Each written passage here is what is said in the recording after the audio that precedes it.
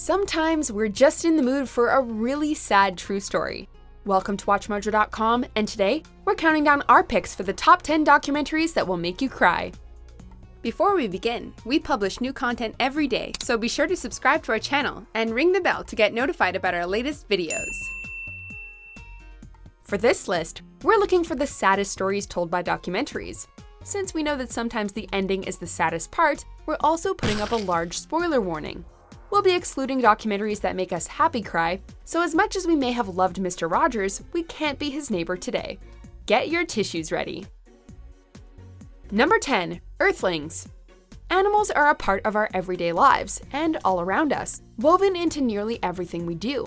While many of us have pets or love a trip to the zoo, few really think about what roles animals really play in human life. This documentary looks at the uglier sides of how animals help mankind.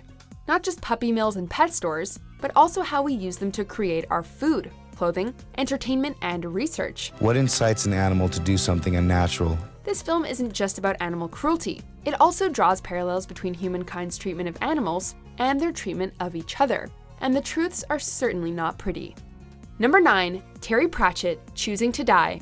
Conversations about death are never happy subjects. Whether one believes in assisted suicide or not, the truth of the matter is there are people in this world who are suffering enough that they no longer want to be alive.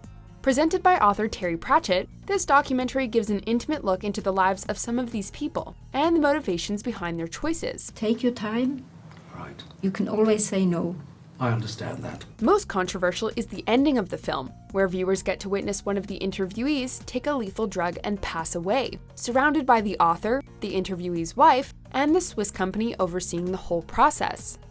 Number 8. We Were Here.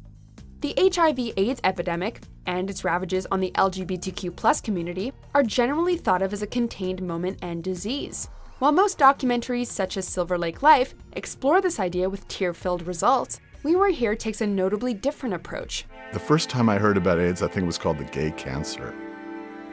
We had friends who were dying right at the beginning of the epidemic. It still tells the stories of those affected by the epidemic and those who died, but it's through the eyes of 5 individuals who moved alongside the victims. Because of this, we're given an idea of how their deaths affected the community and humanity as a whole, and weren't just contained to a single community. None of my friends are around from the beginning, so I want to tell their story. Number 7. The Times of Harvey Milk. The first openly gay man elected to public office in California, Harvey Milk was notably in the middle of the gay rights movement in the 1970s, working toward those in the queer community being able to keep their jobs even if they were outed. Both Mayor Moscone and Supervisor Harvey Milk have been shot and killed. He was also assassinated by his co-worker and fellow town supervisor, Dan White, who stood trial and was convicted of manslaughter. The documentary tells Milk's story with a collection of news reports, archive footage, and interviews, as if Harvey Milk were still alive to tell his story and defend his, and all, queer rights. But if teachers are going to affect you as role models, there'd be a lot of nuns running around the streets today. Number 6. The Cove. The world fell in love with dolphins, in part, perhaps, thanks to a small TV show called Flipper. Dolphins, of course, are known for their childlike antics and cute fishy smiles, which might actually be a problem. Told by Rick O'Barry, one of the trainers from the series, The Cove looks at the treatment of dolphins off the coast of Taiji, Japan. This is not a documentary for the faint of heart, as the footage of animal cruelty is shown in a raw and shocking fashion, reminding us that when humans come in contact with animals, it's not always fun and games. And so the way to stop it is keep exposing this to the world. Eventually, the Japanese government will say, look, this is not worth it, it's a PR nightmare. Number 5. The Bridge. There's no mistaking the beauty of the Golden Gate Bridge, with its bright orange color and long, graceful suspensions. One only has to show its image to make others think of San Francisco, with its sunlit beaches and stunning coastline. However, under that beauty, the bridge is also known as one of the most famous places in the US to commit suicide, by which people plunge into the waters below. And the second my hands left the bar, or the railing, I said, I don't want to die. This documentary explores the many reasons people have chosen to jump off this bridge, and those who are left behind by such tragic actions. Number 4. Bulgaria's Abandoned Children. The subject of adoption is generally painted as a rosy world, where well-off parents give a home to children who just have to wait for the right family to come along. What is generally ignored are the conditions these children come from, and what happens to those who are never adopted and forgotten. In Magilino, Bulgaria, the home of these children is one of the largest employers, and yet still, the children live in deplorable conditions with no hope of change or relief in sight. Equally heartbreaking is the documentary Children Underground, which follows the consequences of Romania's controversial banning of birth control and abortion. Number 3. 4 Little Girls. In 1963, the KKK bombed the 16th Street Baptist Church in Birmingham, Alabama, resulting in the deaths of the 4 titular little girls. Made by Spike Lee, this documentary covers that initial event and the resulting Civil Rights Act of 1964, along with other racially charged attacks until the 90s. It's not easy because we have put so much of this behind us and we don't remember. Hatred and radical divides have a habit of returning to the public consciousness again and again, no matter what the time period.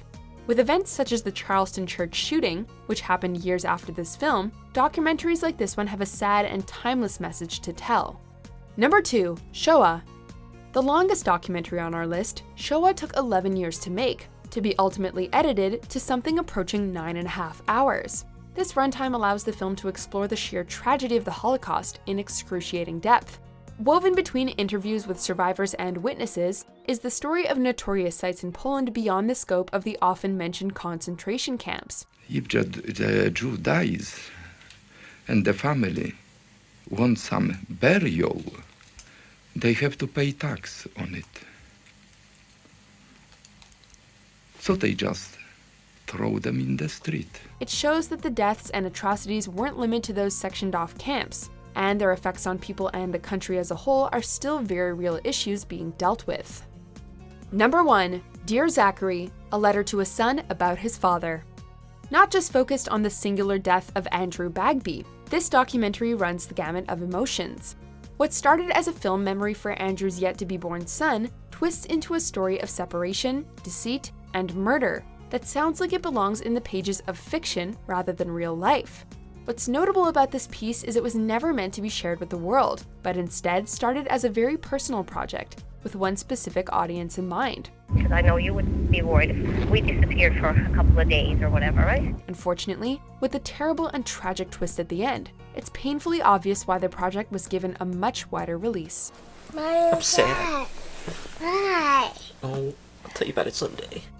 Do you agree with our picks? Check out these other great clips from WatchMojo, and be sure to subscribe and ring the bell to be notified about our latest videos.